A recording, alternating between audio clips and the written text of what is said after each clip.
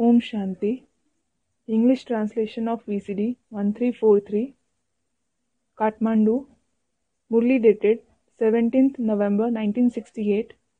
Clarified on 13th August 2010.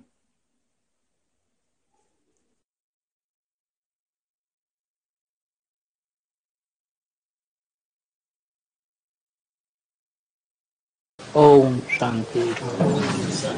आज का प्रातः क्लास है 17/11/68। Om Shanti. Today's morning class is of the 17/11/1968.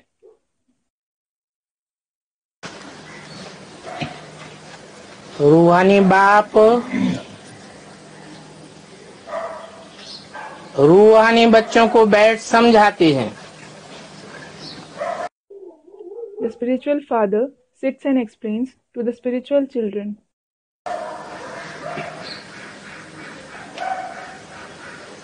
और पहले ही वाक्य में ये बात रोज याद दिलाते हैं। And every day he reminds us of this in the very first sentence. क्या? What? कि समझाने वाला भी रूहानी है। That the one who explains is also spiritual. गलती से कोई ये न समझ ले कि बेहद का मनुष्य सृष्टि का बाप समझाने वाला है, क्योंकि बेहद के बाप तो दोनों हैं।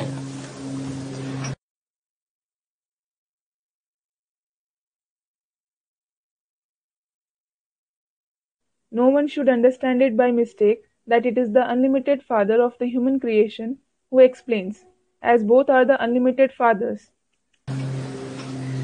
उनमें एक है जिस्मानी और एक है रूहानी। One of them is physical and the other is spiritual. तो समझाने वाला कौन है? So, who is the one who explains? रूहानी बाप है। और किसको समझाते हैं? जो देह अभिमान में बैठे हैं उनको नहीं समझाते। So, who is the one who explains? It is the spiritual father. And whom does he explain? He doesn't explain to those sitting in body consciousness.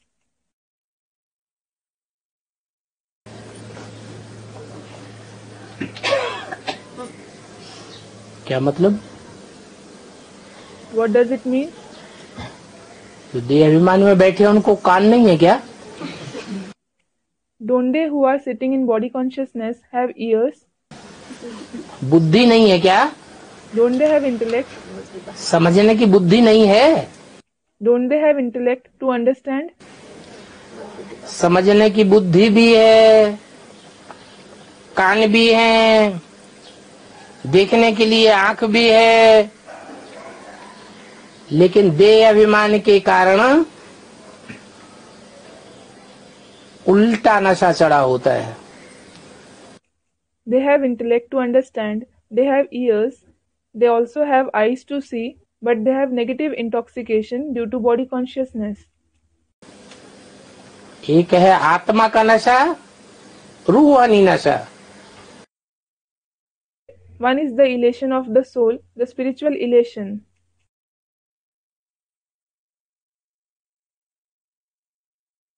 और एक होता है जिस्मानी नशा। And the other is the physical elation. वो विपरीत बुद्धि बना देता है।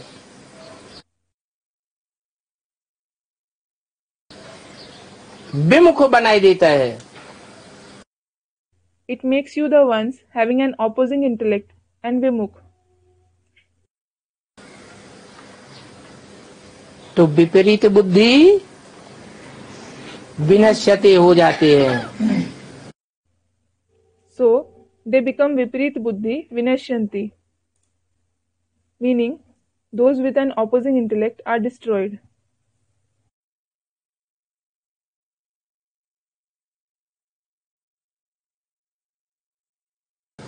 उनकी बुद्धि में कुछ बैठता नहीं है। Nothing sits in their intellect. इसलिए बाप पहले पहले अलर्ट करते हैं। अपन को आत्मा समझ,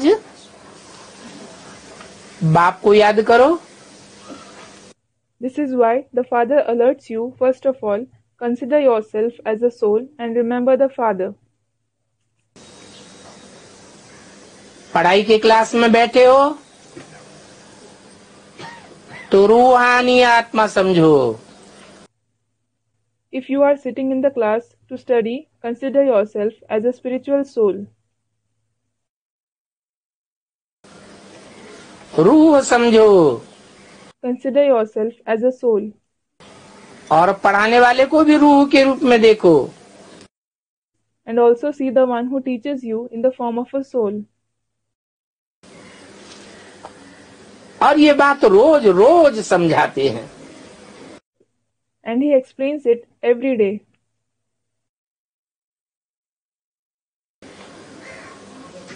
क्या एक ही बात रोज रोज क्यों समझाते हैं? What? Why does he explain the same thing every day? क्योंकि वो बात ही पक्की नहीं होती।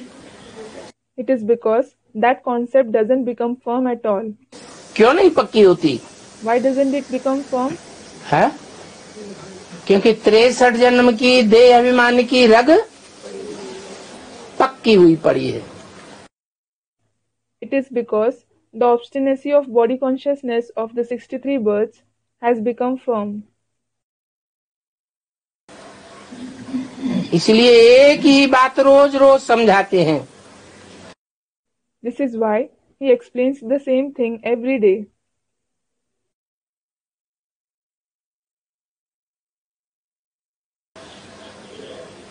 आधा कल्प के बेसमझ बने पड़े हैं। We have become ignorant for half the cycle. तो रोज रोज समझाना पड़ता है। So, he has to explain to us every day. पहले पहले तो मनुष्य को क्या चाहिए? What does a human being want first of all?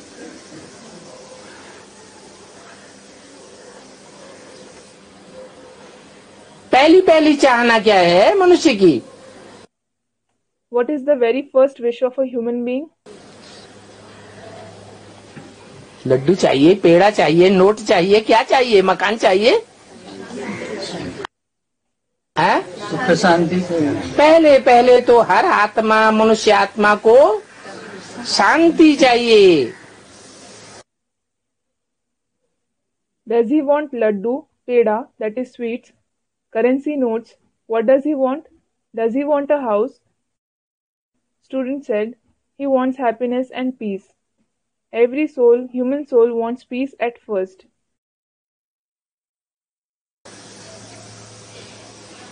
आत्माएं असल में शांति धाम की रहने वाली है। In reality, the souls are the residents of Shanti Dham. तो शांति ही चाहिए। So they want only peace. और बाप तो सदैव ही शांति का सागर है। चाहे शांति धाम में रहे और चाहे इस अशांति की दुनिया में आकर के पार्ट बजाए। And the Father is always the ocean of peace, no matter he stays in Shantidham or comes and plays a part in this world of restlessness. अशांति की दुनिया में आता है तो भी शांति के सागर का पार्ट बजाता है। Despite coming to the restless world, he plays the part of the ocean of peace. शांत ही रहता है। He remains peaceful. उसके कभी भी अशांत होने की बात नहीं है। क्यों? वो भी आत्मा है। There isn't the question of him being restless. Why? He is a soul.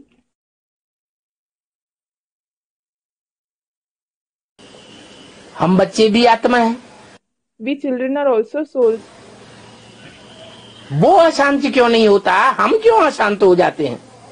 Why doesn't he become restless? And why do we become that? क्या कारण है? हम जन्म मरण के चक्र में आने के कारण हमको संग का रंग लगता है। What is the reason? We are colored by the company because of coming in the cycle of birth and death.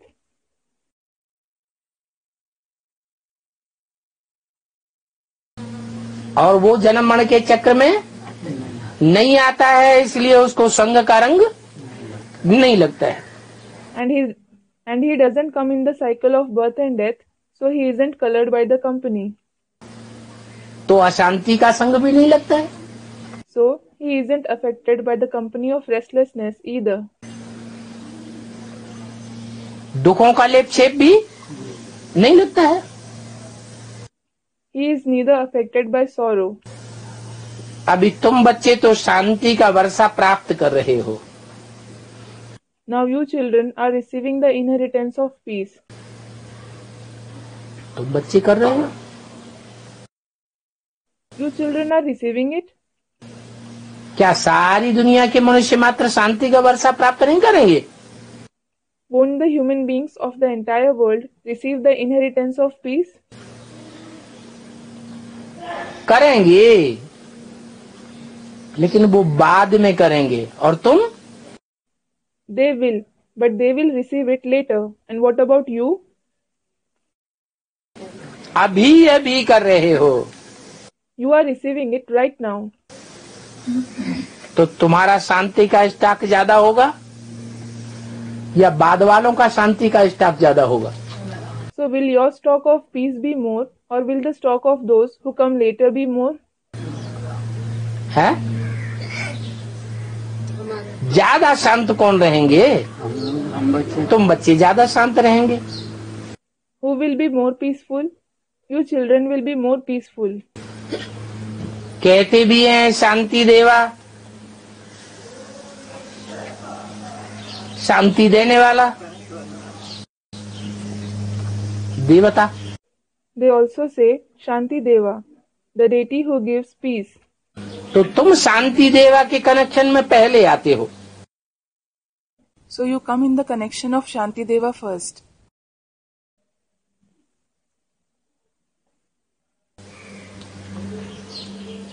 अभी शांति किसको कहा जाता है ये भी कोई नहीं जानते हैं। Now no one knows what is called peace.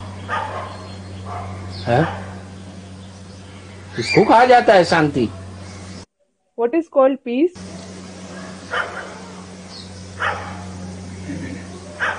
शांति कहा जाता है मौत को। Death is called peace.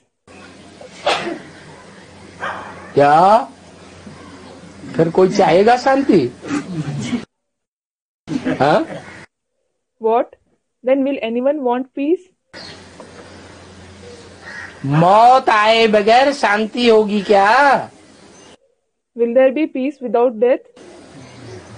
सारी दुनिया की मौत होगी। There will be the death of the entire world.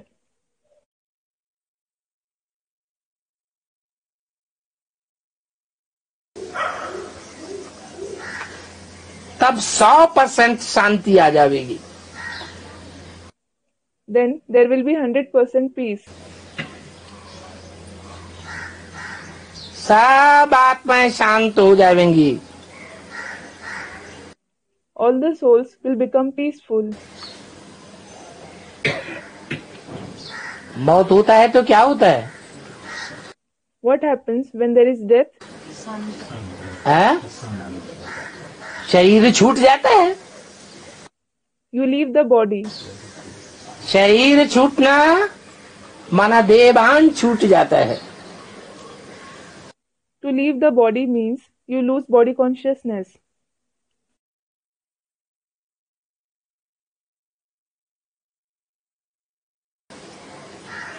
देहभान से डिटैच हुए, ये मौत मरना तुमको सिखाते हैं। When you are detached from body consciousness, he, the Father, teaches you to die such a death. जीते जी मरना तुमको सिखाते हैं। He teaches you to die being alive. कहते ही है शांति देवा। They do say Shanti Deva. अर्थात हमको इस सृष्टि से अपने घर शांति धाम ले चलो, अथवा शांति का वर्षा दो। It means take us away from this world to our home, the Shanti Dham, or give us the inheritance of peace. देवताओं के आगे, बस शिव बाबा के आगे जाकर ये कहते हैं। They say this in front of the deities or in front of Shiv Baba.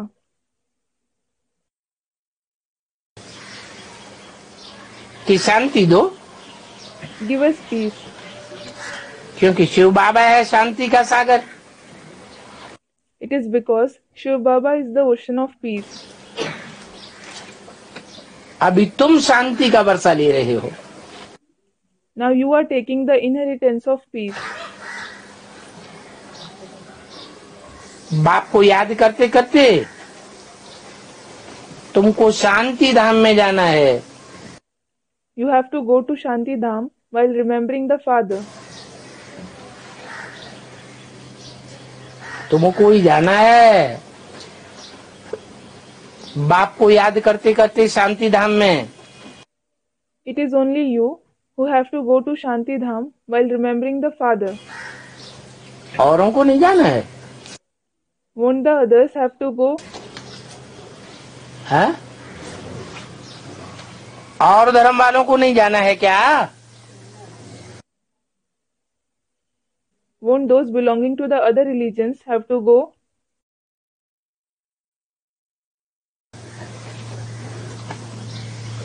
और तो धर्मराज की मार खावेंगे। They will receive the beatings of Dharamraj. तो शांत होंगे कि अशांत हो जाएंगे? So will they remain peaceful or will they become restless? तुमको तो बाप को याद करते करते शांति धाम में जाना है, और जरूर जाना है। You have to go to Shanti Dham while remembering the Father, and you certainly have to go there. मान लो तुम याद नहीं करेंगे, Suppose you don't remember, तो भी जाएंगे जरूर। क्यों? even then you will definitely go. Why? हम बच्चों में कोई ऐसे भी होंगे जो याद नहीं करेंगे? Will there also be such ones among us children who won't remember? है? नहीं होंगे। Won't there be? प्रजा वर्ग वाली जो आत्माएं हैं वो तो संदेश ले लेती हैं,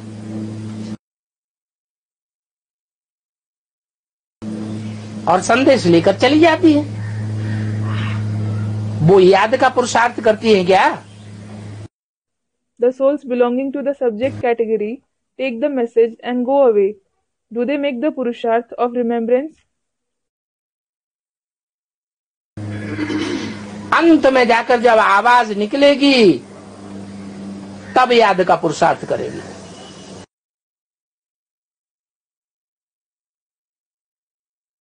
They will make the Purusharth of remembrance at the end when the voice of revelation will spread. उनमें भी कोई कोई तो ऐसी होंगी जो नास्तिक धर्म के बीज होंगे। Even among them, some will be the seeds of the atheist religion. वो याद करेंगे?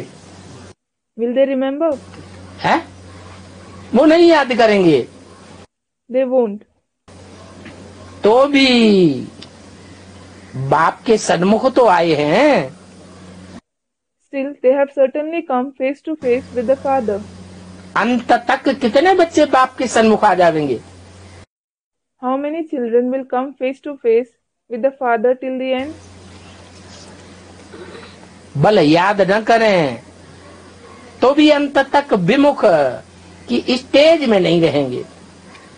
Although they don't remember him, they won't be in the stage of being Vimukh till the end. तो ऐसे बच्चों के लिए भी गारंटी देते हैं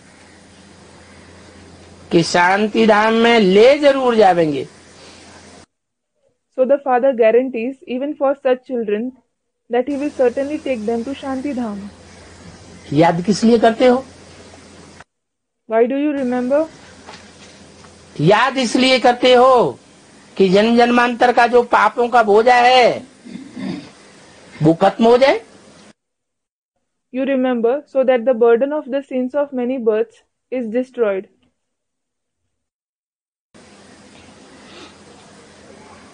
शांति और सुख मिलता ही है एक बाप से। You certainly receive peace and happiness from the one Father. क्योंकि वो सुख का और शांति का सागर है। It is because He is the ocean of happiness and peace. और मनुष्य जीवन में दो ही चीजें मुख्य, क्या? सुख और शांति।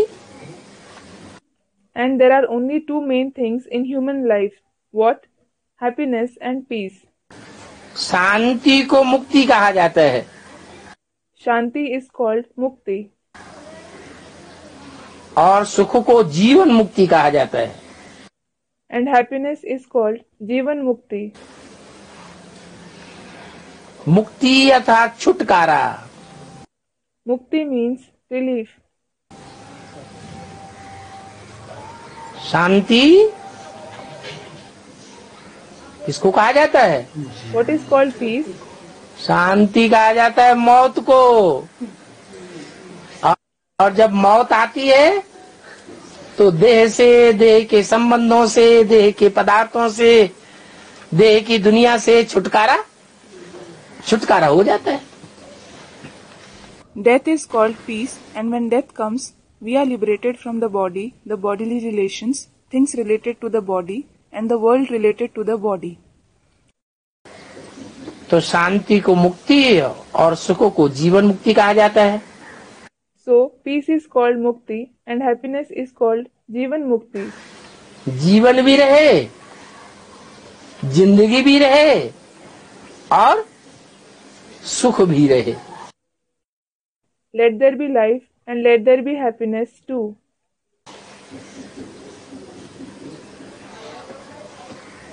मुक्ति में ये बात नहीं होती है। This isn't the case in Mukti. मुक्ति में दुखों से तो छुटकारा हो जाएगा, You will certainly be liberated from sorrow in Mukti. अशांति से छुटकारा हो जाएगा, You will be liberated from restlessness. लेकिन सुख भी मिलता रहे आत्मा को, ये नहीं हो सकता। But this won't be possible that the soul keeps receiving happiness as well. सुख कब मिलता है? When do you receive happiness? जब जीवन हो। When there is life. अभी तुम जीवन बंध से जीवन मुक्त बन रहे हो। Now you are being liberated in life from being in the bondage of life. तुम्हारा जो जीवन है वो बंधन में है। Your life is in bondage. कोई ऐसा है जो कहे कि हम जिंदगी में किसी के बंधन में नहीं रहे?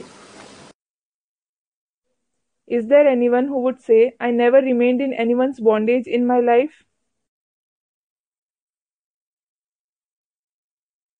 ना अब हैं, ना आगे रहेंगे। Neither I am at present, nor will I remain in the future. सब बंधन में महसूस करते हैं। Everyone experience themselves in bondage. तो तुम जीवन बंध से जीवन मुक्ति में जा रहे हो। So, you are going in the stage of liberation in life from being in the bondage of life. और ले जाने वाला बाप है। And it is the Father who takes you. ले जाता है। Does He take you? जीवन मुक्ति में ले जाता है या भेज देता है? Does he take you in Jivan Mukti or does he send you? है? खुद तो शांति धाम में रहता है और हम बच्चों को जीवन मुक्ति में भेज देता है। Students reply, he himself stays in the abode of peace and sends you children in the stage of Jivan Mukti. सत्युग में कोई बंधन नहीं होगा। There won't be any bondage in the golden age. गाया भी जाता है सहज मुक्ति, जीवन मुक्ति। It is also said, easy liberation, liberation in life. सहज सहज सदगति, गति। Easy Sadgati, Gati. तो अभी दोनों का अर्थ तुम बच्चों ने समझा है। So, now you children have understood the meaning of both. गति कहा जाता है शांति धाम को। Shanti Dham is called Gati. क्या? What? दुर्गति किसे कहा जाता है? What is called Durgati? है? दु माने दुष्ट गति। Du means Dushta Gati, that is a wicked course. नीचे जाते हैं बुद्धि से, बुद्धि गड्ढे में जाती है तो दुर्गति, और बुद्धि ऊपर जाती है तो सदगति। If we fall through the intellect, if the intellect goes into the pit, it is degradation. And if the intellect goes upwards, it is Sadgati.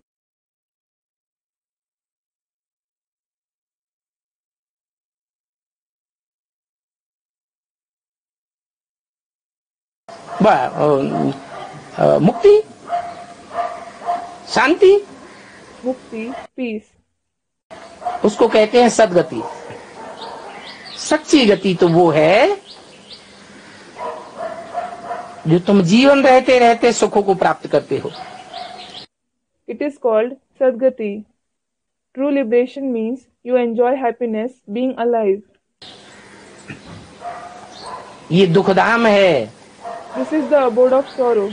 तुम यहाँ बैठे हो, You are sitting here. बैठे तो यहाँ हो, You are certainly sitting here. लेकिन बाप तुमको क्या समझाते हैं But what does the Father explain to you?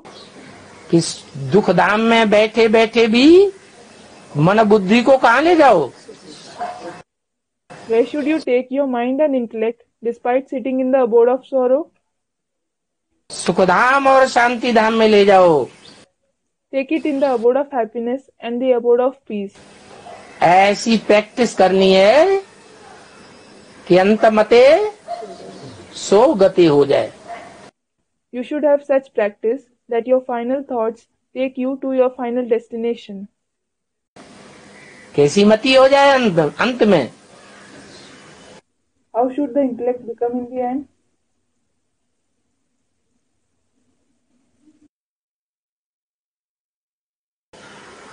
अंत में हमारी बुद्धि कैसी बन जाए How should our intellect become in the end? कि हमें दुखधाम बिल्कुल याद ना आए। That we absolutely don't remember the abode of sorrow. बाप याद आए, बाप का घर याद आए, We should remember the Father, the Father's home, और सुखधाम याद आए, and the abode of happiness. बाप का वर्षा याद आए। We should remember the inheritance of the Father. अभी आत्माओं को अपना घर भूला हुआ है। Now the souls have forgotten their home. घर भूला हुआ है तो अशांत होते हैं। They have forgotten their home, so they become restless. बाप आकर याद दिलाते हैं। The Father comes and reminds them कि तुम शांति धाम के वासी थे, you are the residents of the abode of peace. अभी तुम अशांत हो गए हो। Now you have become restless. बाप समझाते हैं, हे रूहानी बच्चों, The Father explains, O spiritual children, अभी तुम घर नहीं जा सकते हो। now you can't go home. क्यों नहीं जा सकते? Why can't you? है? अभी तुम घर नहीं जा सकते हो क्योंकि घर है ऊपर, ऊंचते ऊंच धाम, और तुम्हारे ऊपर बोझ है 63 जन्मों का। Now you can't go home because the home is above, the highest of the high abode, and there is the burden of 63 births on you. तो नीचे दबेंगे कि ऊपर जाएंगे? So will you be buried down or go above? है? बोझा किसी के ऊपर ज्यादा हो तो वो दौड़ेगा क्या? ऊपर उठने की तो बात छोड़ो, दौड़ भी नहीं सकता। If someone has a lot of burden, will he run? Leave the question of rising above, he can't even run. दब जाएगा बोझे से। He will be buried under the burden. तो क्या करो? So what should you do? वो बोझा हटे, इसके लिए क्या करो? What should you do to remove that burden? बाप को याद करो। Remember the father. बाप तो बहुत हल्के से हल्का है। The father is the lightest. मनुष्य आत्मा इतनी हल्की नहीं है, ब्रह्मा की आत्मा हल्की है। The human souls aren't so light. Is the soul of Brahma light? वो भी हल्की नहीं। It isn't light either. गुलजार दादी में प्रवेश करती है तो गुलजार दादी कितनी भारी हो जाती है। When it enters Dadi Gulzar, she becomes so heavy. इतना भारीपन महसूस होता है कि अपनी स्मृति भी भूल जाती है। She feels such heaviness that she even forgets her consciousness. 10-12 घंटे प्रवेश करेंगे तो बाद में उनको 10-12 घंटे आराम करना पड़ता है। If the soul of Brahma Baba enters for 10 to 12 hours, later she has to rest for 10 to 12 hours. इतना बोझ महसूस करती है। She experiences such burden. तो आत्माओं में और परमपिता परमात्मा में कितना अंतर है। So there is a vast difference between the souls and the Supreme Father, Supreme Soul. परमपिता परमात्मा में कोई बोझा नहीं। There is no burden on the Supreme Father, Supreme Soul. वो हल्की फुल्की बिंदी है।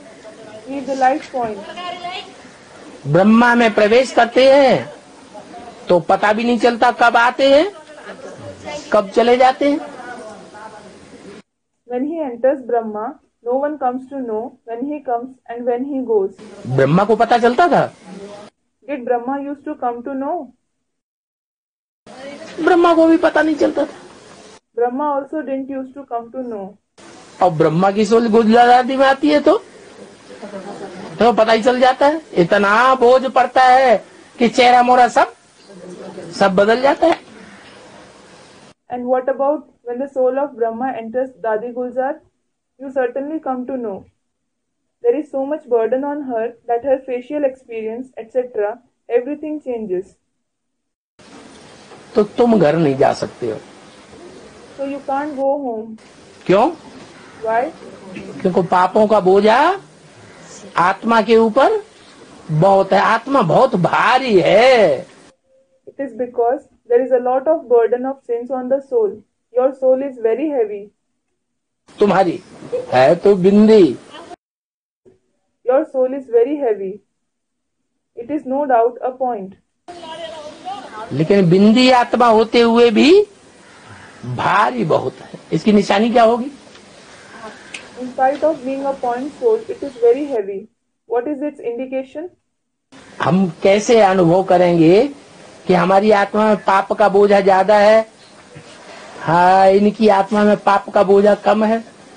How will we experience that there is more burden of sins on our soul and his soul has less burden of sins?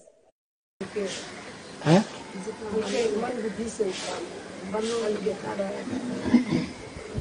अगर हमारी बुद्धि 1 second में बीज रूपी स्टेज में टिक जाती है तो समझो हम बिल्कुल नजदीक है। If our intellect stabilizes in the seed form stage in a second, Consider that we are very near.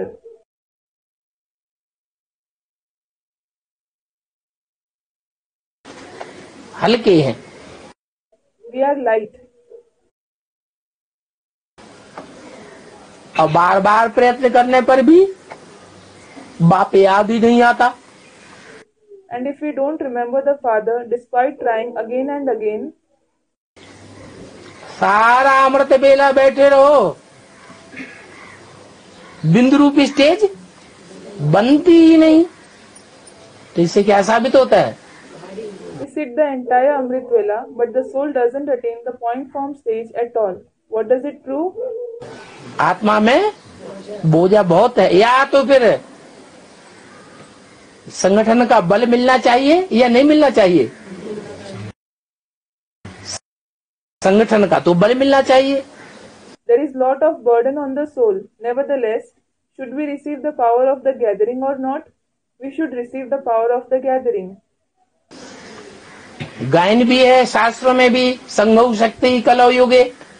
It is also mentioned in the scriptures, Sanghav Shakti Kalau Yuge. कलयुग में संगठन की शक्ति बहुत काम करती है। The power of gathering works a lot in the Iron Age. देखो मुसलमानों का संगठन कितना जबरदस्त है। Look how powerful the gathering of the Muslims is. काबा में कितनी भीड़ इकट्ठी होती है, लाखों करोड़ों मुसलमानों की। Such a crowd of lakhs and crores of Muslims gather at Kaaba. संगठन है ना। They have a gathering, don't they? तो संगठन के बल पर मुसलमानों ने सारी दुनिया पर लंबे समय तक राज्य किया।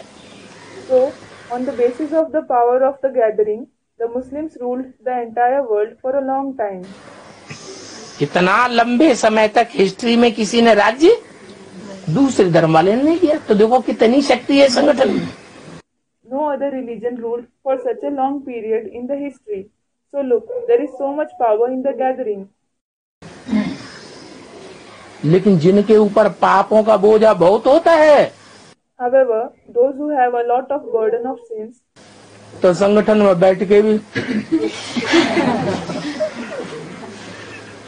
सो जाते हैं। आंख खोलते हैं, बाबा से आंख मिली ही एक second. however, those who have a lot of burden of sins, they doze off even while sitting in the gathering. Baba is demonstrating. They fall asleep. They open their eyes. Their eyes meet with Baba for a second. फिर सो जाते। कितनी wonderful बात। And they fall asleep again. It is such an astonishing thing. याद के class में ही नहीं, ज्ञान के क्लास में, मुरली के क्लास में भी नींद आती है। It is not just about the class of remembrance. They feel sleepy in the class of knowledge, in the Murli class as well. तो बाबा कहते हैं तुम अभी घर नहीं जा सकते। So Baba says, you can't go home now. पापों का बोझा बहुत है। There is a lot of burden of sins. जब तक मुझे याद नहीं करेंगे तब तक बोझा हल्का नहीं होगा। The burden won't become light until you remember me.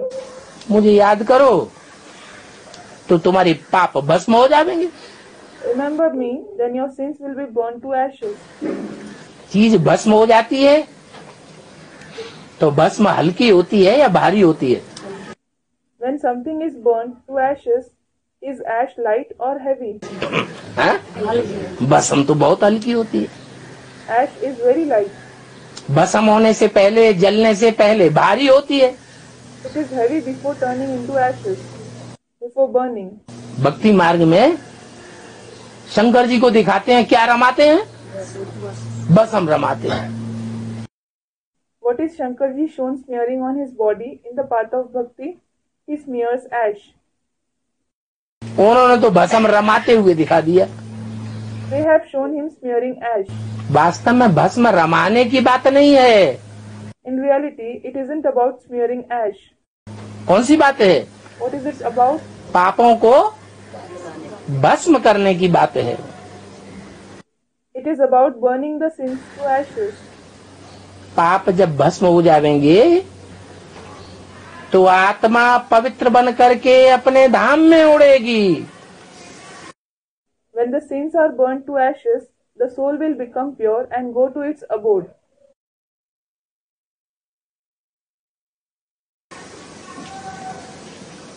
अनुभव करेंगे कि हम शरीर में रहते रहते चाहे ये दुनिया याद आए, ये मित्र संबंधी याद आए, वो याद आए, लेकिन चाहने पर भी उनकी याद नहीं आएगी। कहाँ जाएगी बुद्धि? परम धाम में जाएगी। You will experience that while being in the body, even if you wish to remember this world, your friends and relatives, you won't remember them. Where will the intellect go? It will go to the supreme abode.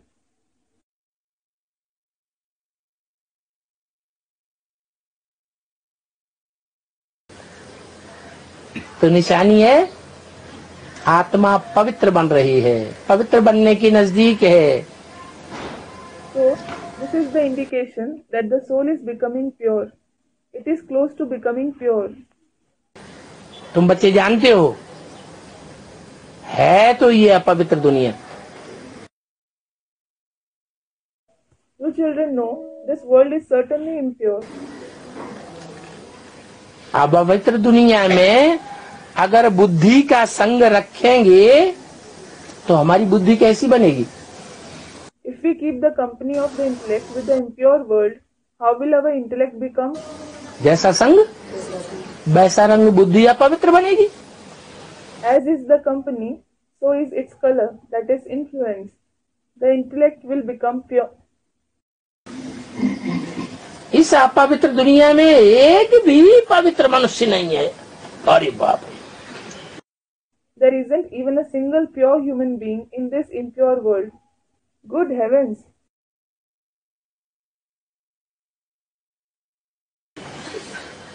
इतने बड़े बड़े साधु हैं, सन्यासी हैं, बड़े बड़े धर्म पिताएं आए हैं, एक भी पवित्र नहीं है। There are such great sages, sannyasis, great religious fathers have come. Isn't a single of them pure? Baba Ramdev तो पवित्र होंगे।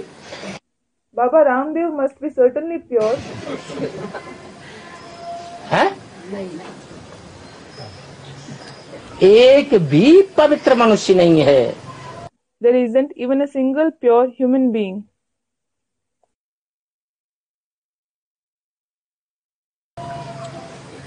पवित्र दुनिया को सतयुग कहा जाता है और अपवित्र दुनिया को कलयुग कहा जाता है।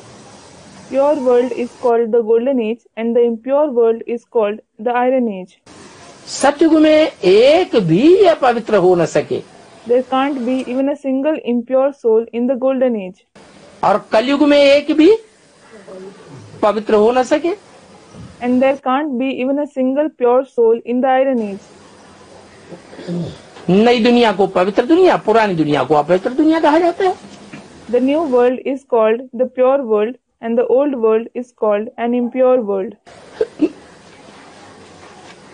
तो आधा कल्प है पवित्र दुनिया और आधा कल्प है अपवित्र दुनिया। So there is pure world for half a cycle and there is impure world for half a cycle. कहेंगे राम राज्य और रावण राज्य। They will be called the kingdom of Ram and the kingdom of Ravan. है? पवित्र दुनिया को क्या कहेंगे? राम राज्य। What will the pure world be called? The kingdom of Ram. वो राज्य राम स्थापन करते हैं कि शिव बाबा स्थापन करते हैं? Does Ram establish that kingdom or Shiv Baba establish it? पवित्र दुनिया का राज्य कौन स्थापन करते हैं? Who establishes the kingdom of the pure world? है? शिव बाबा स्थापन कर, फिर राम राज्य क्यों कह दिया? Students reply, Shiv Baba establishes it. Then why is it called the kingdom of Ram? Narayan राज्य कह दो। राम का राज्य राम ही स्थापन करेगा बाबा। राम के लो। Arey, call it the kingdom of Narayan.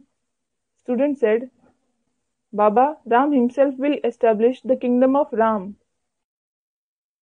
Narayan राज्य नहीं किया कहा, ब्रह्मा राज्य नहीं कहा, विष्णु राज्य नहीं कहा, शिव राज्य नहीं कहा।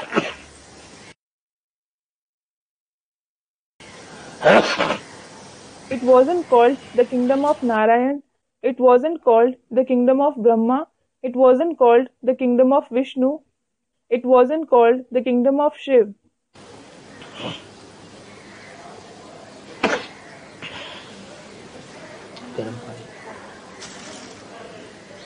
क्या कहा? What was it called? Ram राज्य कहा। It was called the kingdom of Ram. क्यों कहा? Why was it called that? Shiv की आत्मा करती है राम राज्य वो क्या नाम राज्य की स्थापना, राजधानी की स्थापना, या राम वाली आत्मा करती है? Does the soul of Shiv establish the kingdom, the establishment of the capital, or does the soul of Ram establish it? हाँ? राम वाली आत्मा करती है। Student said, the soul of Ram. Does the soul of Ram establish it? Ram वाली आत्मा कैसे करेगी? वो तो जन्म मरण के चक्र में आने वाली है, खुद ही रावण राज्य के चंबे में आ जाती है। How will the soul of Ram establish it? It is the one who comes in the cycle of birth and death. He himself comes in the clutches of the kingdom of Ravan.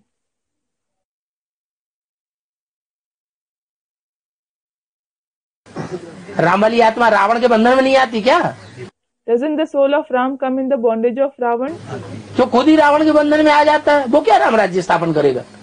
How will the one who himself comes in the bondage of Ravan establish the kingdom of Ram? तो कहें कि शिव है निराकार, उनको अपना शरीर नहीं है, इसलिए राम के शरीर में प्रवेश करके राम राज्य स्थापन करते हैं। So it will be said, Shiv is incorporeal.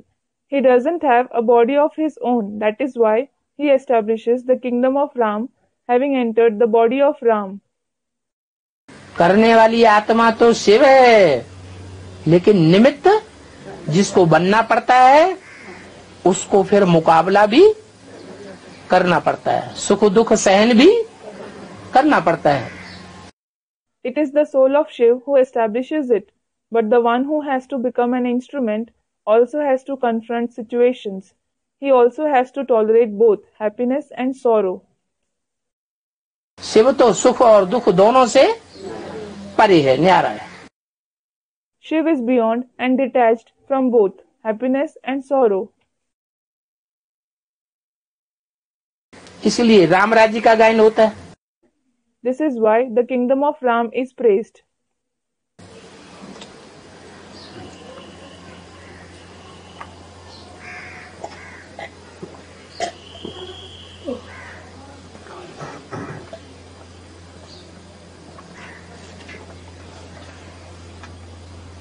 तो रावण राज्य से अपवित्र दुनिया शुरू होती है। So the impure world begins from the kingdom of Ravan. शुरुआत कहाँ से होती है? Where does it begin from? Ram से शुरू नहीं होती है। It doesn't begin from the kingdom of Ram.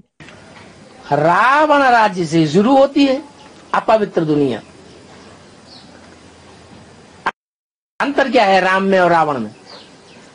The impure world begins from the kingdom of Ravan. What is the difference between Ram and Ravan? Ram को एक सिर और रावण को अनेक सिर दिखाते हैं। Ram is shown with one head and Ravan is shown with many heads. माने एक की मत पर चलते हैं तो राम राज्य।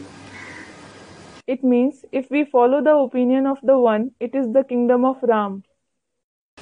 हम अपने लिए बनाते हैं We create it for ourselves.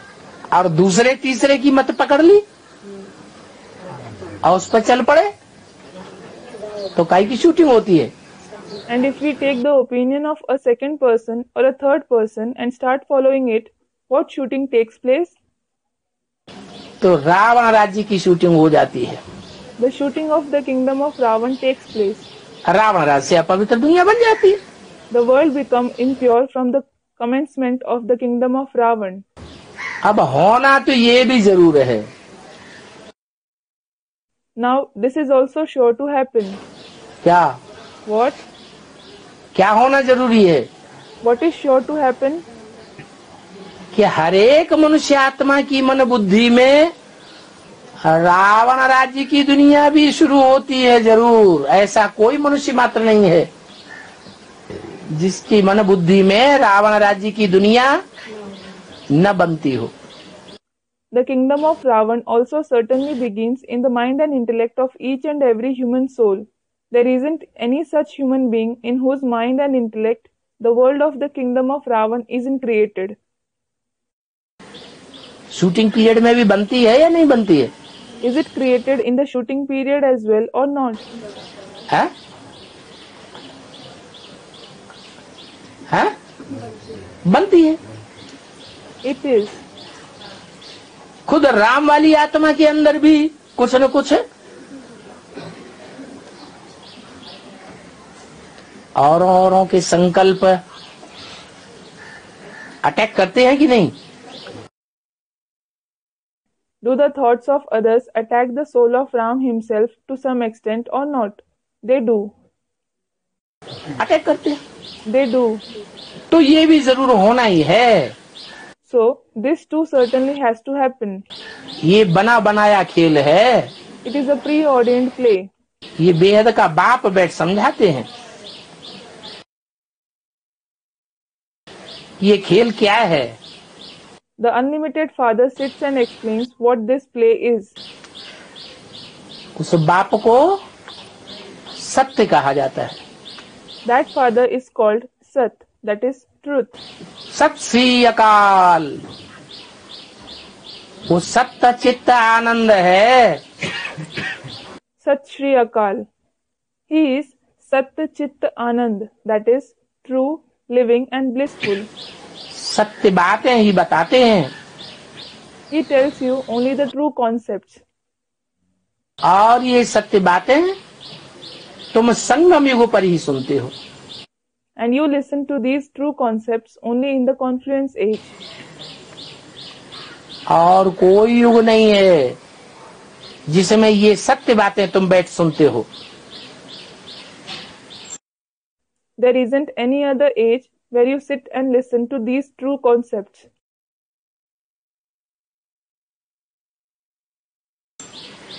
यहाँ सत्य बातें सुनते हो तो फिर तुम सत्युग में जाते हो। You listen to the true concepts here, so you go to the Satyug, that is the age of truth. झूठी बातें सुनते हैं तो झूठ करने में जाने की शूटिंग करते हैं। What if you listen to false concepts? You perform the shooting of going to the land of falsity. और एक बाप से सत्य बातें सुनते हैं तो सत्युग में जाने की शूटिंग करते हैं। If you listen to true concepts from the one Father, you perform the shooting of going to the age of truth. द्वापर से फिर रावण राज्य शुरू होता है। The kingdom of Ravan begins from the Copper Age. द्वापर है ही द्वैतवादी युग। Dwapar, that is Copper Age, is no doubt the age of duality. वादी माने बोलने वाला। Vadi means the speaker. द्वैत माने दो दो बातें। Dvait means two things. द्वापर है दो दो बातें बोलने वाला युग। Dwapar is the age where two things are spoken. दो दो धर्म, दो दो राज्य, दो दो कुल, दो दो भाषाएं। तो रावण असुर ठहरा। There are two religions, two kingdoms, two clans, two languages. So, Ravan is a demon.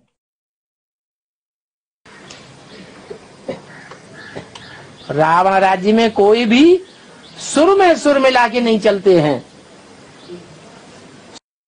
सुर मिला के नहीं चलते हैं तो नाम क्या पड़ गया? असुर। No one treads in tune with each other in the kingdom of Ravan. When they don't tread in tune with each other, what are they named? Asur.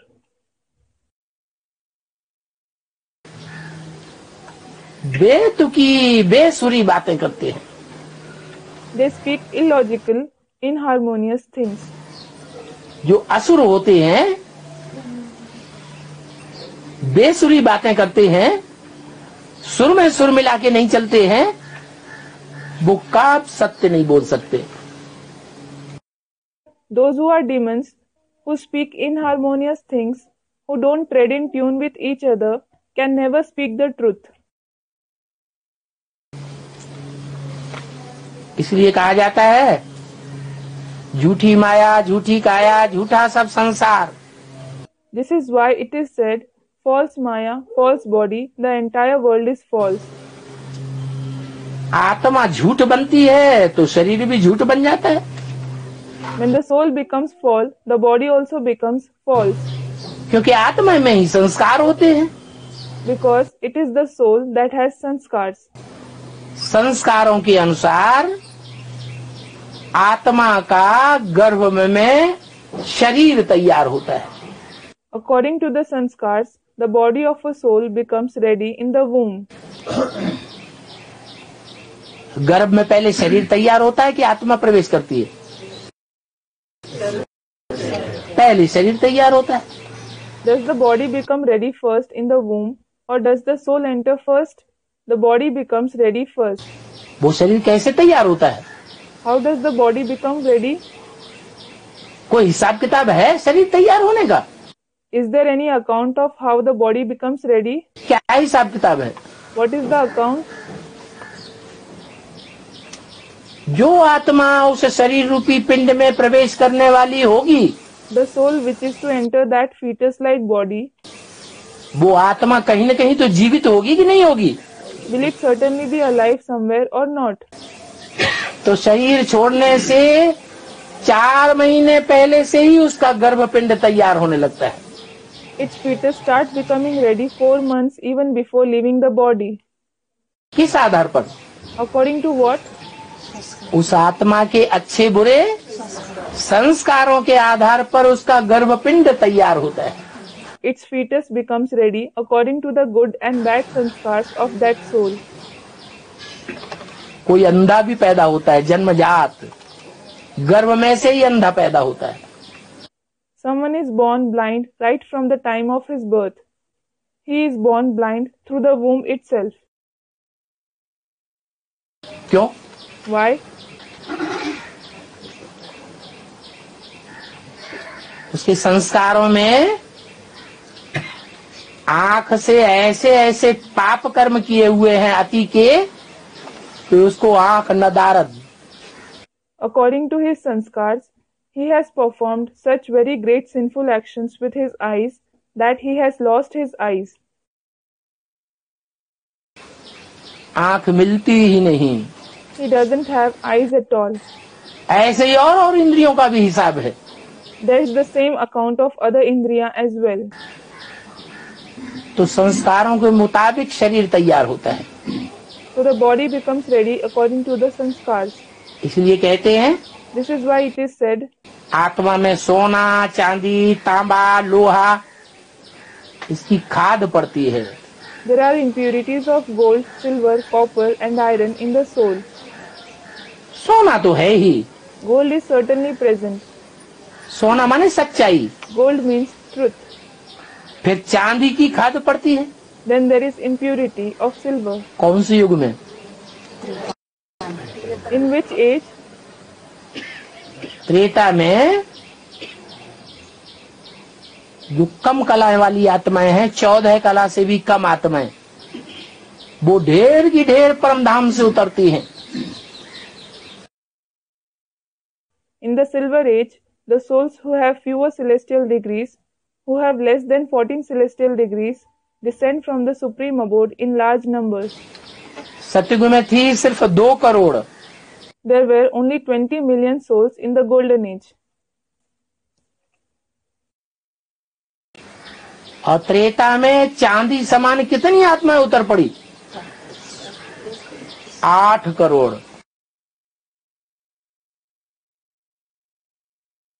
And how many silver-like souls descended in the silver age? 80 million.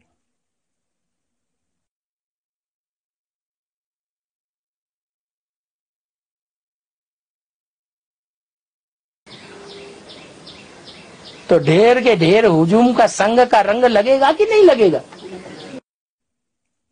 Then, will they be colored by the company of a big crowd or not? तो चांदी की खाद पड़ गई संस्कारों की। So, the alloy of silver, the alloy of such sanskars was added. तो उनको फिर चंद्रवंशी कहा जाता है। Therefore, they are called the Chandravanshis. पहले हैं Suryavanshi, The Suryavanshis are first. जिन पर सूर्य का प्रभाव ज्यादा था। They had more influence of the sun. ये ज्यादा प्रभाव उन्होंने कहां से भरा? Where did they imbibe that more influence? संगम युग में जो ज्ञान सूर्य का प्रैक्टिकल पार्ट है, उसके संग का रंग प्रभाव ज्यादा जिन्होंने डाला अपने अंदर, वो सतयुग में उतरे। उनमें भी नंबरवार हैं। In the confluence age, those who imbibed more color of the company, the influence of the practical part of the sun of knowledge, descended in the golden age. There are number-wise souls even among them. क्या? What? सब एक जैसे हैं क्या? Are all of them alike? सतयुग आदि में है 16 कला संपूर्ण, और सतयुग के अंतिम जन्म में है 14.25 कला संपूर्ण, वो 14.25 कला संपूर्ण। In the beginning of the golden age, they are complete with 16 celestial degrees, and in the last birth of the golden age, they are complete with 14 1/4 celestial degrees.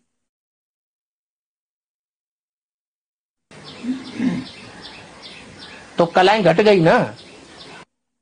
So, the celestial degrees reduced, didn't they?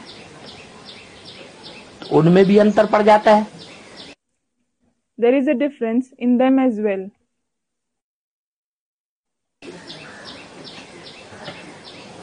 तो पहले सूर्यवंशी, फिर 2 कला कम होती है, अर्थात 2% खाद पड़ जाती है।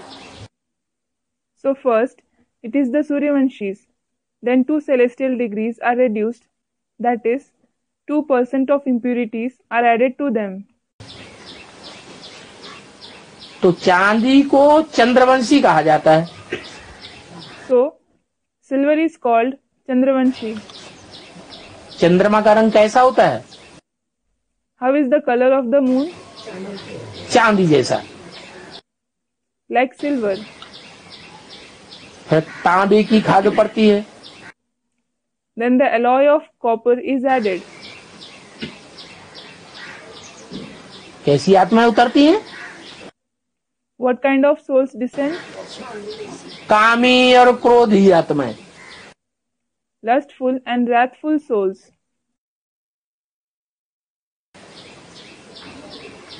किसी को क्रोध आता है, उसका चेहरा कैसा हो जाता है? When someone becomes angry, how does his face become? तांबे की तरह लाल लाल हो जाता है। It becomes red like copper. कलयुग में लोहे की खाद पड़ती है। In the Iron Age, the alloy of iron is added.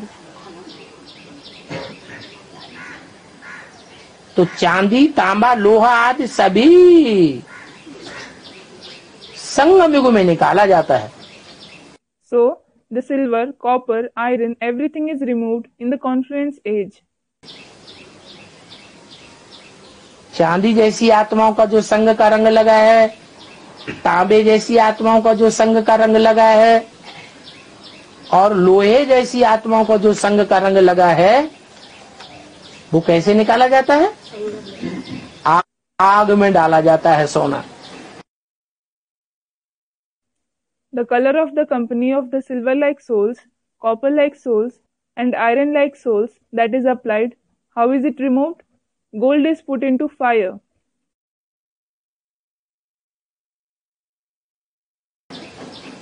और साधारण आग में नहीं पिघलता है। And it doesn't melt in ordinary fire. कब पिघलता है? When does it melt? तीव्र अग्नि में सोना पिघलाया जाता है।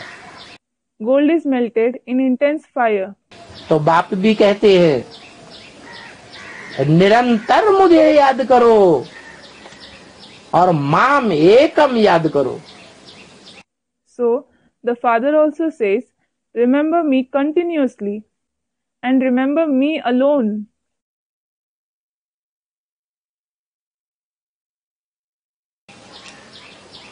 अगर बीच बीच में याद टूटती है तो दूसरे का संग का रंग लग जाता है। If the remembrance breaks in between, the color of someone else's company affects you.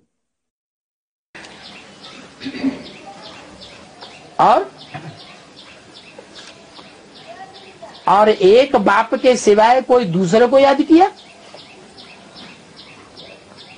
तो भी तीव्र अग्नि नहीं होगी। And if you remember someone else apart from the one Father, even then the fire won't be intense. वो दूसरा जो आएगा बुद्धि में वो अग्नि को ठंडा कर देगा। The other person who comes to your intellect will cool down the fire. योगाग्नि को ठंडा करेगा और भोगाग्नि को बढ़ा देगा। He will cool the fire of yoga and intensify the fire of experiencing pleasures.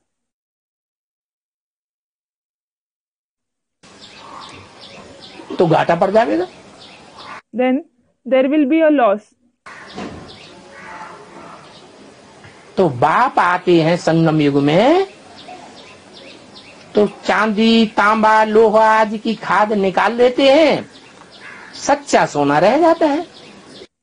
So, when the Father comes in the confluence age, he removes the impurities of silver, copper, iron, etc.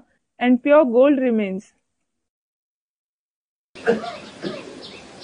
सच्चे सोने में कोई भी प्रकार की खाद नहीं रहती है।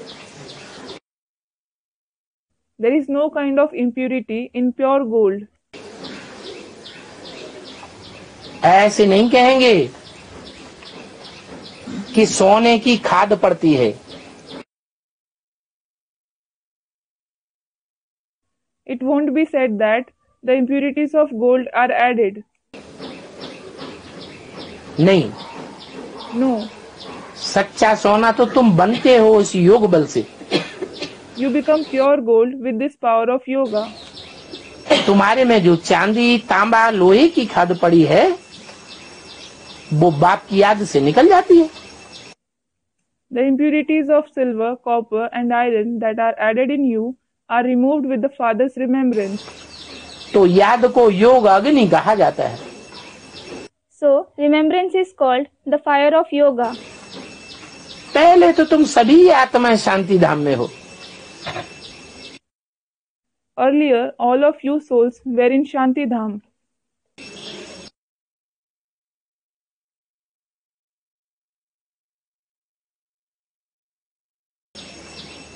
फिर पहले पहले आते हो सतयुग में तो उसको कहा जाता है golden age. Then first, you descend to Satyug. That is called the Golden Age. तो प्रधान आत्मा कैसी होगी? लोहे समान होगी क्या? चांदी समान या तांबा समान होगी क्या? How will a Satopradhan soul be? Will it be like iron? Will it be like silver or copper? सतयुग में सत्य धाम में तो सब होते ही हैं सच्चे। In Satyug, in the true abode, everyone is just true. तो पहले पहले जब तुम आते हो सतयुग में तो उसको कहा जाता है golden age. So, when you go to Satyug first, it is called the Golden Age. सतयुग है ही golden age Satyug is anyway the Golden Age क्योंकि तुम सच्चा सोना हो। because you are true gold. योग बल से सारी खाद निकल करके बाकी सच्चा सोना बचता है। All the impurities are removed through the power of yoga and only pure gold remains. शांति धाम को कोई गोल्डन एज नहीं कहा जाता है। Shantidham isn't called the golden age. क्या कहा? What was said? सतयुग को गोल्डन एज कहेंगे। Satyug will be called the golden age. शांति धाम को गोल्डन एज नहीं कहा जाता। क्यों नहीं कहा जाता? Shantidham isn't called the golden age. Why isn't it called that?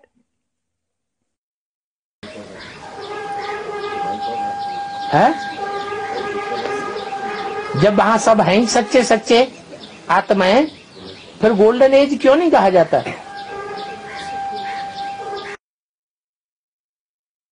When all the souls are just true there, why isn't it called the golden age?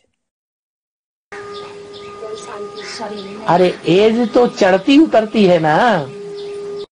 Array, and age certainly rises and falls, doesn't it? Age घटती बढ़ती होती है कि एक समान रहती है?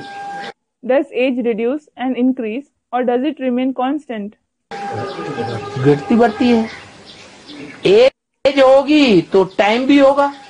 It reduces and increases. If there is the age, there will be the time too.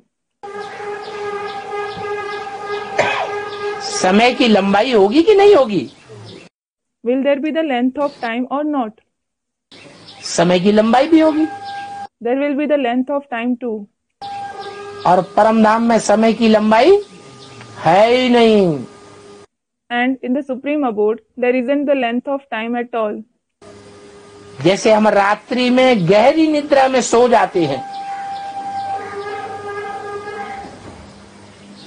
सोने से पहले बिजली चली गई हो और हमने घड़ी न देख पाई हो। For example, when we fall deep asleep at night and the electricity goes off before we sleep and we aren't able to check the watch, फिर रात में बिजली आने से पहले ही हम जग जाए, then if we wake up before the electricity comes back in the night, तो पता चलेगा कि हम कितनी देर सोए। will we come to know how long we slept? है? क्यों नहीं पता चला? Student said, no. Why didn't you come to know? है? क्योंकि आत्मा तीसरी स्टेज में थी, सुषुप्ति में थी। It is because the soul was in the third stage, the stage of sleep. जैसे तीन अवस्थाएं होती है ना, जागृत, स्वप्न और सुषुप्ति। For example, there are 3 stages, aren't there? The stage of being awake, the stage of dream, and the stage of sleep. तो सुषुप्ति है परम धाम। So, the stage of sleep is the supreme abode. वहां ये नहीं कहेंगे कि आत्मा सोने समान है, कि चांदी समान है, कि लोहे समान है, नहीं। There, it won't be said that the soul is like gold, like silver, like iron. No. आत्मा को समय की लंबाई का वहां पता ही नहीं पड़ता। There, the soul just doesn't come to know of the length of time. वास्तव में गोल्डन एज भारत को कहा जाता है। Actually, Bharat is called the golden age. दूसरे देशों को गोल्डन एज नहीं कहेंगे। The other countries won't be called the golden age. Golden age में देवी देवताएं राज्य करते हैं।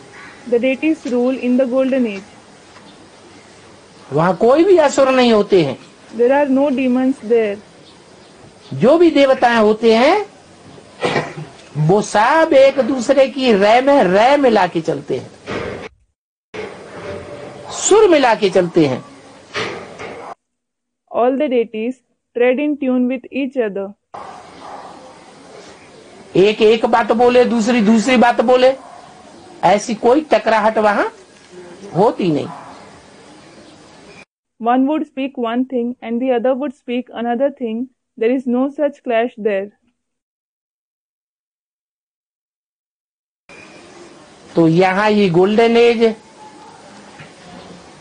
इसी दुनिया में सिल्वर एज, कॉपर एज कहा जाता है। So here, in this very world, it is said to be the golden age, the silver age, and the copper age. शांति धाम को कोई गोल्डन एज नहीं कहेंगे, वहां तो शांति ही शांति है। Shanti Dham won't be called the golden age. There is peace and only peace there. आत्मा जब शरीर लेती है तो गोल्डन एज कहा जाता है। When the soul takes on a body, it is called the golden age. क्या कहा? What was said? बिना शरीर के golden age, copper age, silver age, iron age नहीं हो सकती। कब हो सकती है? Without the body, it can't be the golden age, the copper age, the silver age, and the iron age. When can it be that?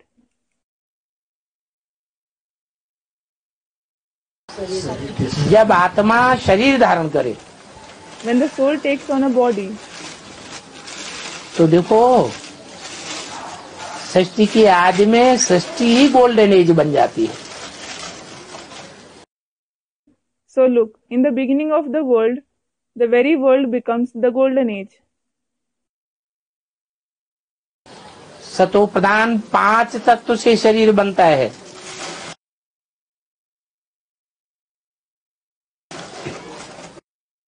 The body is made of the Satopradhan 5 elements. आत्मा भी सतो प्रधान और शरीर भी सतो प्रधान 5 तत्वों से बना हुआ। The soul is Satopradhan and the body is also made of the Satopradhan 5 elements. शरीर गोल्डन एज, सतो प्रधान मिलता है। You get a golden age, Satopradhan body. फिर पिछाड़ी में आकर के कलयुग में आयरन एज शरीर मिलता है। Then in the end, in Kali Yuga, you get an iron age body. क्योंकि आत्मा में कितनी खाद पड़ जाती है। It is because so many impurities are added to the body. तो golden age, silver age, copper age, iron age सृष्टि में कहा जाता है। So, it is said golden age, silver age, copper age, and iron age in this world.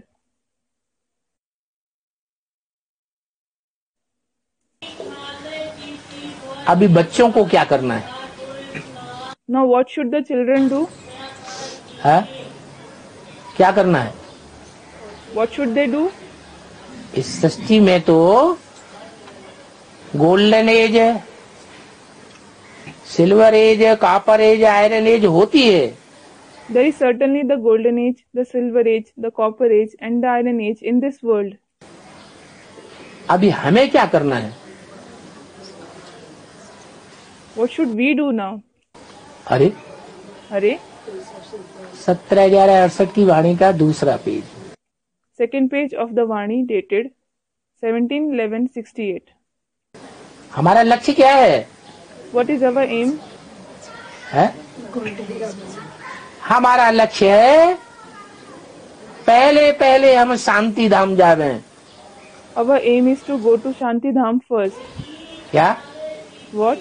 और वो शांति धाम का अनुभव ऐसे नहीं, जब ऊपर जाएगी आत्मा तभी करेंगे। And it isn't that the soul will experience Shanti Dham only when it goes above.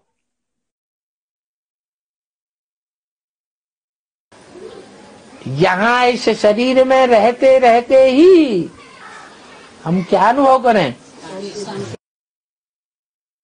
Here, while being in this very body, what should we experience? शांति धाम का अनुभव करें। We should experience Shanti Dham. ऐसी stage हमको यहाँ बनानी है। We have to achieve such a stage here. माना इस दुनिया का कोई भी सुख लेने की इच्छा नहीं करनी। It means we shouldn't have the desire to enjoy any pleasure of this world. इच्छा मात्रम अविद्या। We should be free from the trace of the knowledge of desire. कोई कहे हम यहीं सत्य को बनाए लेंगे। Someone may say, we will create the golden age here itself. हमारे लिए इसी दुनिया में स्वर्ग है। There is heaven for us in this very world. बाप कहते रंग, The father says, you are wrong. इस दुनिया में कोई के लिए स्वर्ग नहीं हो सकता। There can't be heaven for anyone in this world. हाँ, Yes, शरीर रहते रहते शांति गले का हार पहन करके रह सकते हैं। yes, they can wear peace as a garland of the neck while being alive. अपन को आत्मा समझें, बाप का बच्चा समझें, दूसरा कोई संबंध नहीं। They can consider themselves as a soul, the child of the father, no other relationship. सब संबंधों को तिलांजलि दे दी। Renounce all relationships.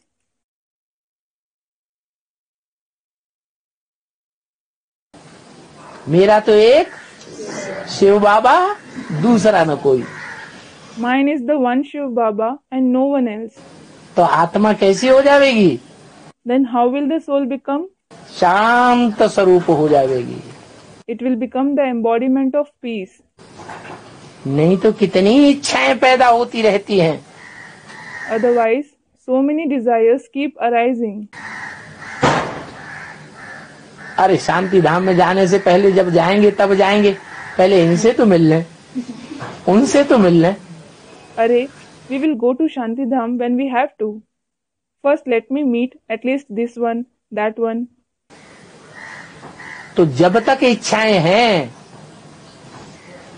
तब तक हम शांति धाम का अनुभव नहीं कर सकते। So, we can't experience Shanti Dham as long as there are desires within us.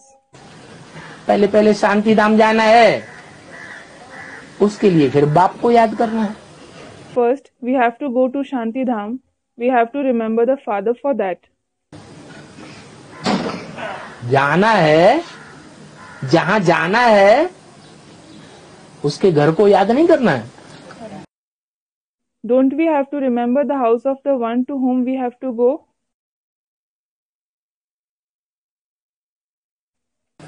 बाप है शांति धाम का वासी, तो बाप को याद करना है।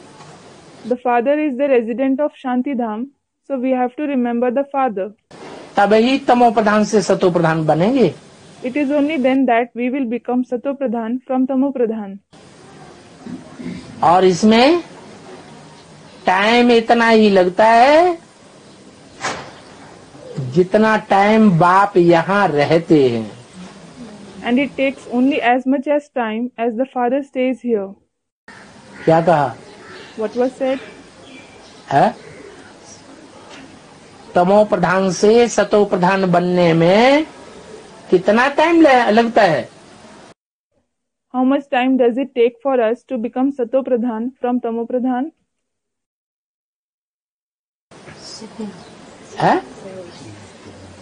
जितना टाइम बाप यहाँ रहते हैं, It takes as much time as the Father stays here. कितना टाइम रहते हैं? How long does he stay? है? 100 साल। Student said, 100 years. 100 years? 100 साल तो नहीं बाप रहते हैं। The Father certainly doesn't stay for 100 years. कितना टाइम रहते हैं? How much time does he stay? हैं? हैं? अरे बड़े चक्कर में पड़ गए, क्या हुआ? Arey, you have become very confused. What happened? इस सृष्टि में संगम युग जो 100 साल बताया है ज्यादा से ज्यादा, उसमें बाप कितना टाइम रहते हैं? In this world, in the confluence age of maximum 100 years, how long does the Father stay here?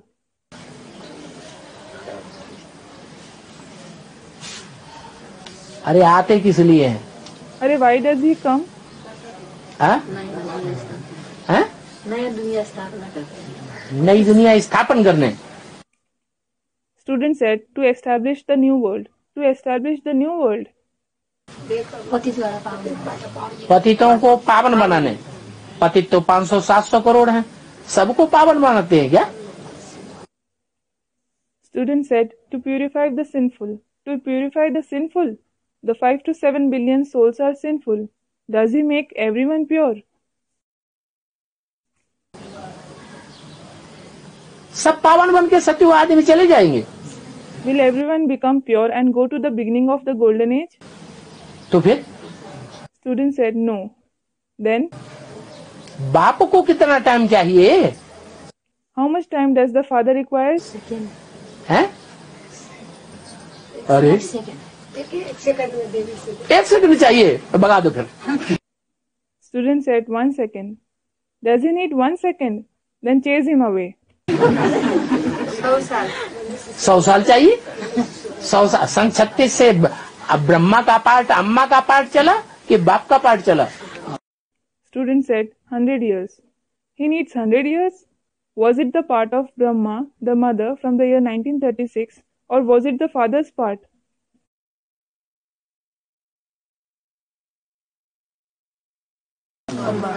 वो तो अम्मा का पार्ट है। 40 साल, 76 तक। That is certainly the mother's part for 40 years, till 1976. 76 के बाद बाप प्रत्यक्ष हुआ। It is after 76 that the father was revealed. बाप का प्रत्यक्षता वर्ष मनाया। The father's revelation was celebrated. तो सन 76 से लेकर के कितने साल तक हम और ऐड करें कि काम बन जाए नई दुनिया का? So how many years should we add from 1976 so that the work of creating the new world is accomplished? है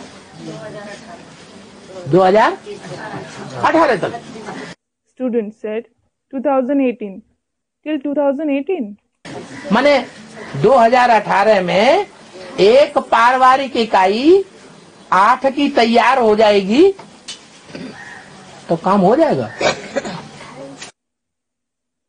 It means in 2018, when one family unit of 8 souls becomes ready, will the work be done? है 8 ही राजा ही लेंगे बाप से, Will only the 8 take the kingship from the father? और कोई राजा ही नहीं लेंगे। Won't anyone else take it? बाप राजाई का वर्षा देने आता है ना, राजयोग सिखाने आता है ना। The father comes to give the inheritance of kingship, doesn't he? He comes to teach Raj Yoga, doesn't he? तो 8 को ही सिखाता है। And then does he teach only the 8? फिर बाकी जो बचेंगे वो 8 से सीखेंगे। Will the others who remain learn it from the 8? फिर तो वही ब्रह्मा कुमारियों वाली बात हो गई Then it is the same case like that of the Brahma Kumaris. कि भगवान आया दीदी दादियों दादाओं को सिखाने के लिए और फिर चला गया 68-69 में 18 जनवरी को। God came to teach the Didis, Dadis, Dadas, and then he went back in 1968-69 on the 18th of January. फिर दीदी दादी दादाएं राजयोग सिखाने लगी। Then Didis, Dadis, Dadas started teaching Raj Yoga. नई दुनिया बनाने लगे। They started creating the new world. ऐसे Is it like this? हैं? अरे बाप आते किस लिए हैं? अरे why does the father come? क्या सिखाने के लिए आते हैं?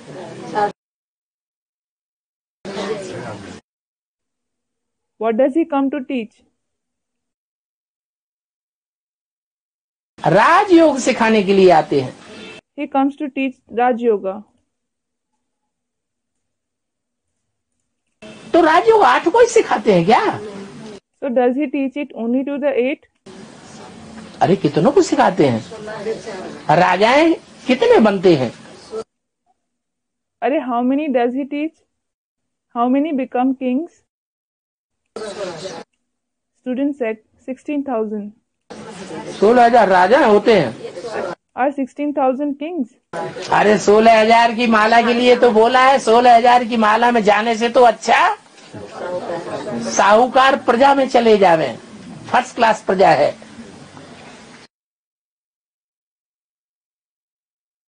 Array, in fact, it has been said for the rosary of the 16,000 that it is better to go into the category of wealthy subjects instead of coming in the rosary of the 16,000. They are the first class subjects. उनके घरों में ढेर की ढेर दास दासियां होती है। There are numerous servants and maids in their house. बड़े बड़े महल मारियां अटारियां होती है। They have big palaces, mansions, multi-storied buildings. ढेर सारा पैसा होता है। They have a lot of money.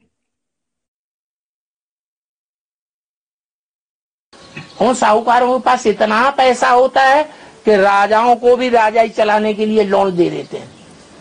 Those wealthy people have so much money that they give loan even to the kings to run their kingdom.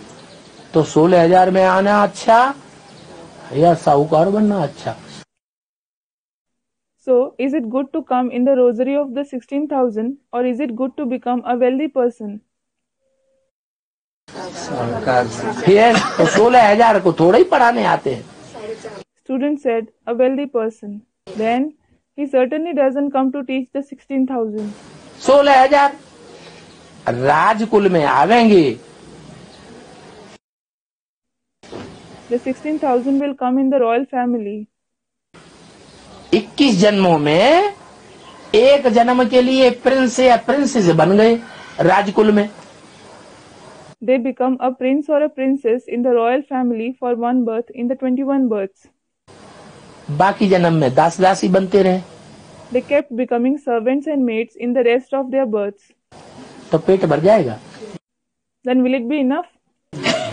है? नहीं। No. और फिर 21 जन्मों के हिसाब से 63 जन्मों का भी हिसाब बन जाएगा। And then the account of even 63 births will be created based on the 21 births. तो ये बहुत घाटे की बात है। It is a matter of great loss. तो बाप कितनों को राजा बनाने के लिए आते हैं राजयोग सिखाने के लिए? So the father comes to make how many into kings to teach them Rajyog?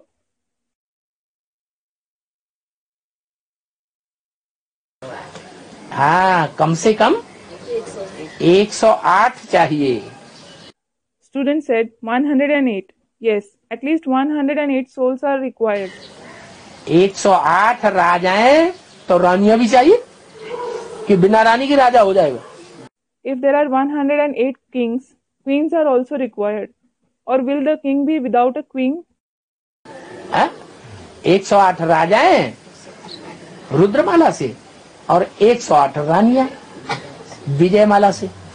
108 kings from the Rudramala and 108 queens from the Vijayamala. तो युगल मणकों की माला हो गई, 108 की युगल मणके हो गए। So it is the rosary of couple beads. The 108 are the couple beads. इतनी आत्माएं तो कम से कम तैयार होनी चाहिए कि नहीं? Should at least these many souls become ready or not? और राजाएं तैयार हो गए तो राजाई अपने आप तैयार हो गई। And if the kings become ready, their kingdom becomes ready on its own.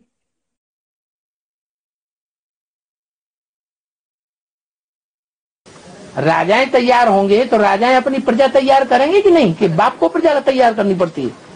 When the kings become ready, will they create their subjects or not? Or does the father have to create the subjects? बाप प्रजा योग सिखाने आया है कि राजयोग सिखाने आया है?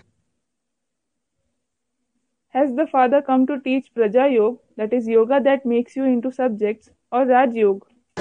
राजयोग सिखाने आया है, राजाएं तैयार करता है। He has come to teach Raj Yoga.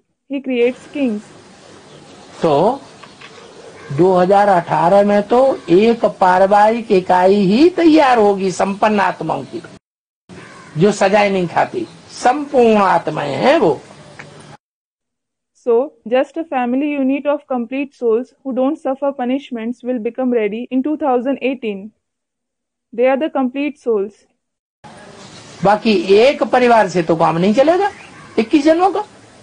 Well, one family won't be enough for 21 births. तो कितने चाहिए? So, how many are required? 108 राजाएं चाहिए। 108 kings are required. वो तैयारी करने में कुछ टाइम लगेगा कि नहीं लगेगा, कि सब 18 में ही तैयार हो जाएंगे? Will it take some time to make them ready or not? Or will everyone become ready just in 2018? है? तैयार होने में टाइम लगे, इसलिए मुरली में बोला है तमो प्रधान से सतो प्रधान बनाने में बाप को लगता है टाइम 40 से 50 वर्ष। It will take some time for them to become ready. This is why it has been said in the Murli, in order to make the children Sato Pradhan from Tamo Pradhan, the father needs 40 to 50 years. सन 76 से 77 से 18 तक 17 तक, From the year 1976-77 to 2018-2017. कितने वर्ष हुए? How many years is it? 40 वर्ष। 40 years. उसमें एक पारिवारिक इकाई तैयार हो जाएगी, One family unit will become ready in it. फिर और परिवार तैयार होने के लिए 10 साल और ऐड कर दो। Then, in order to prepare more family units, add another 10 years. 40 से 50 वर्ष लगते हैं तमो प्रधान से सतो प्रधान बनने में। It takes 40 to 50 years to become Sato Pradhan from Tamo Pradhan. राजाएं तैयार हो जाएंगे तो राजाएं अपनी प्रजा तो अपने आप तैयार कर लेते हैं। When the kings become ready, they create their subjects on their own. बाप थोड़ा ही प्रजा योग सिखाने आया है। The father certainly hasn't come to teach Praja Yoga. बाप क्या सिखाने आया है? To teach what has the father come? राजयोग सिखाता है। He teaches Raj Yoga. अच्छा, Acha, Om Shanti. Om Shanti.